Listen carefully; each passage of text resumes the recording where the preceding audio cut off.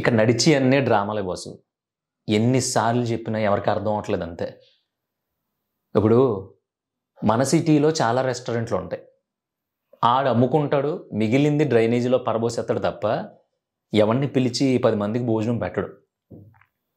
మన ఊళ్ళో medical shop ఉంటుంది, బిజినెస్ బాగా జరుగుతూ ఉంటుంది. వైన్ షాప్ దగ్గర, మెడికల్ షాప్ దగ్గర రెండిట్ల దగ్గర ఎప్పుడు క్రౌడ్ ఉంటుంది. కానీ అదే ఊళ్ళో ఒక 5గురినో 6గురినో పోజేసి వాళ్ళకి మందులు కొనుక్కోలేని స్థాయి అయితే కనుక నెల నెల మీకు కావాల్సిన మందులు నేను ఇస్తానని మందుల షాప్ కూడా అంటాడా? అండం.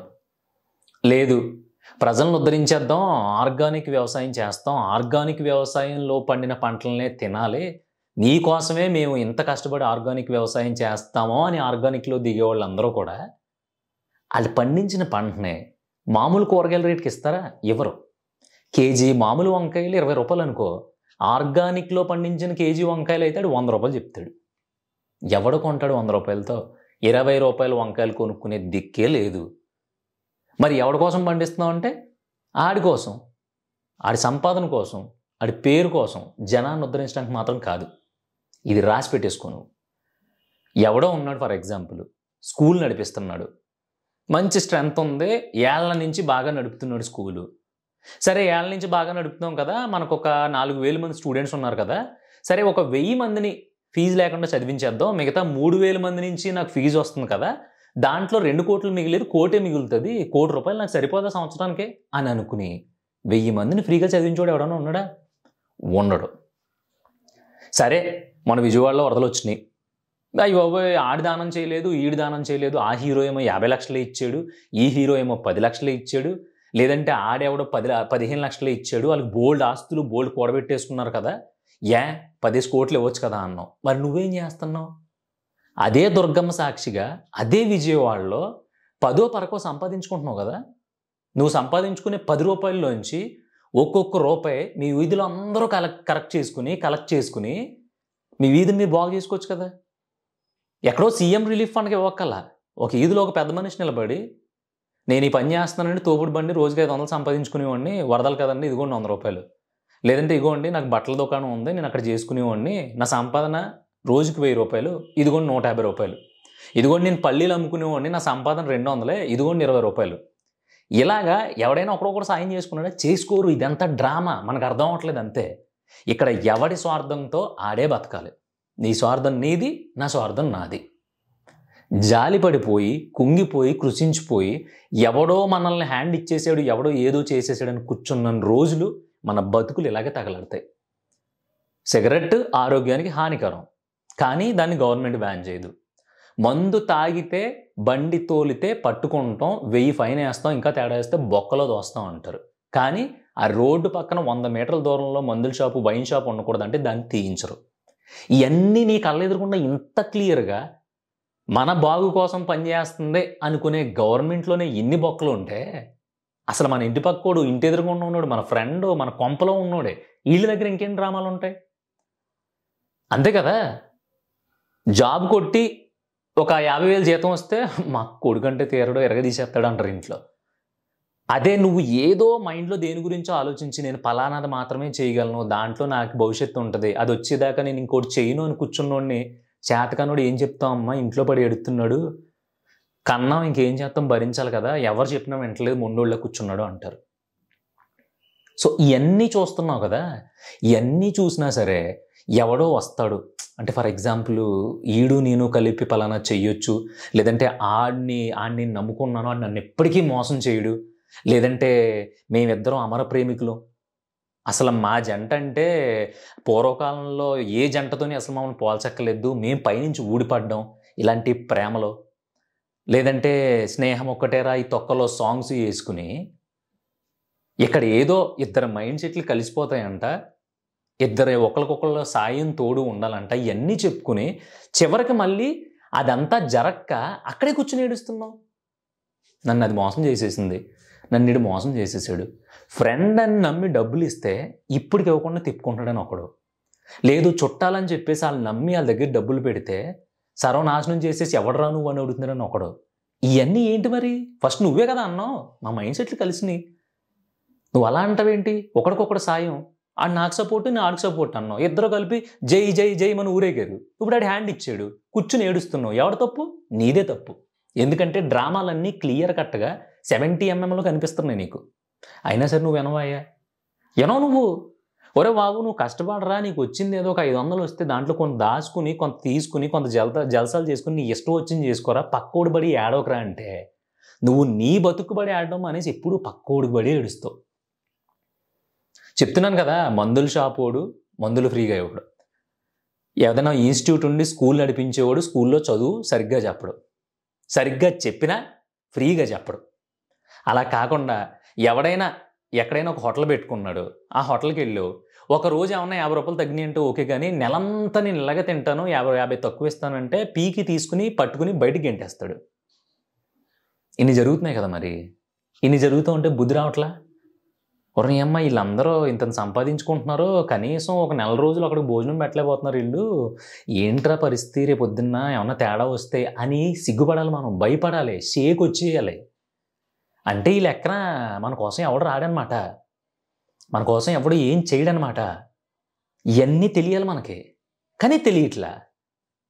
చెప్తున్నాను కదా, ఏదో జనాన్ని ఉద్ధరిస్తున్నాను అని ఎవడైనా చెప్పినా, నాకు బేసిక్గా స్వార్థం ఉండదు అని ఎవడన్నా అన్నా, నేను ప్రతిదీ డబ్బుల కోసం చేయను అని ఎవడైనా చెప్పినా, ఆడు మీ చెవిలో పెద్ద గులాబీ పువ్వు పెడుతున్నట్టు, చాలా పెద్ద సైజు అది ఆడి తప్పు కూడా కాదు.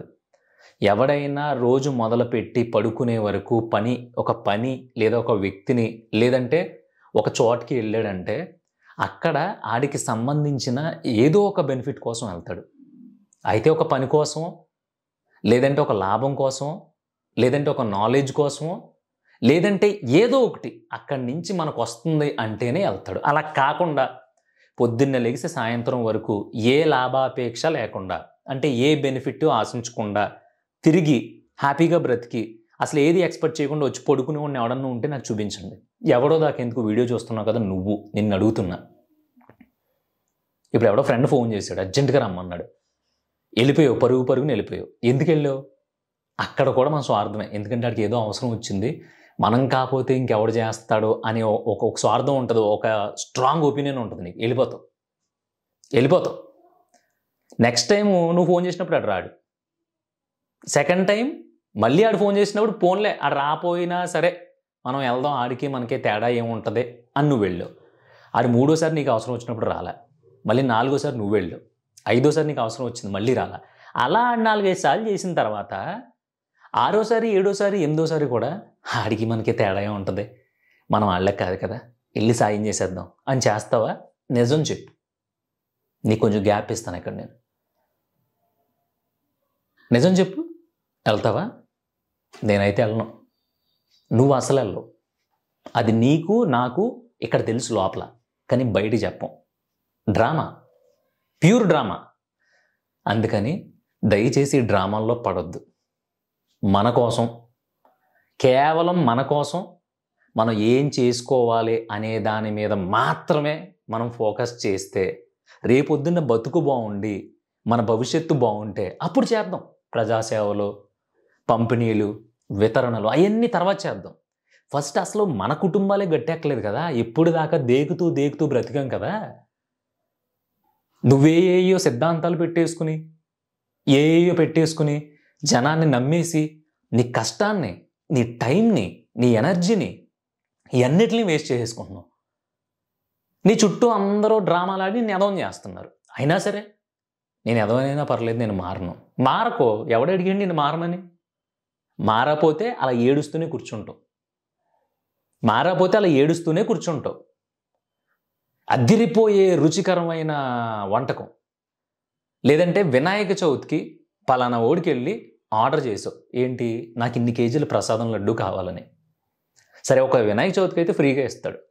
రెండో వినాయక చవితికి గణపతికి చేతిలో పెట్టే లడ్డూని అన్ని ఫ్రీగా అడిగితే ఇస్తాడా? ఇవ్వడు. నువ్వు ఈ క్వశ్చన్ వేసావు కాడు ఏమంటాడు తెలుసా? అదేంటంటే ఇప్పుడు గణపతికైనా కమిటీ ఉంటుంది, ఉత్సవ కమిటీ ఉంటుంది, చందాలు వసూలు చేస్తారు, అన్నీ ఉంటాయి కదా, మేము బ్రతికిదే ఈ లడ్డూలు తయారు చేసుకుని సంవత్సరం అంటాడు. ఆడు చెప్పింది కరెక్ట్. ఎందుకంటే అవును, అది ఆడి స్వార్థం. అక్కడ దేవుడికి ఇచ్చే ప్రసాదం అయి ఉండొచ్చు, కానీ అది ఆడి బ్రతుకు తెరువు. నిర్మోహమాటంగా చెప్తాడు. లేదు, నిన్న కాక మొన్న వినాయకుడి బొమ్మలు తెచ్చుకుని ఉంటాం కదా మనం, నేను కూడా తెచ్చుకున్నా. కొంతమంది మట్టి వినాయకులు అని చెప్పేసి ఫ్రీగా ఇచ్చారు, కొంతమంది ఏమో ట్రస్టుల తరపున మట్టి వినాయకుడినే పెట్టండి వాళ్ళు కూడా మొత్తం పూజా సామాగ్రితో పాటు సరదాగా ఫ్రీగా ఇచ్చారు.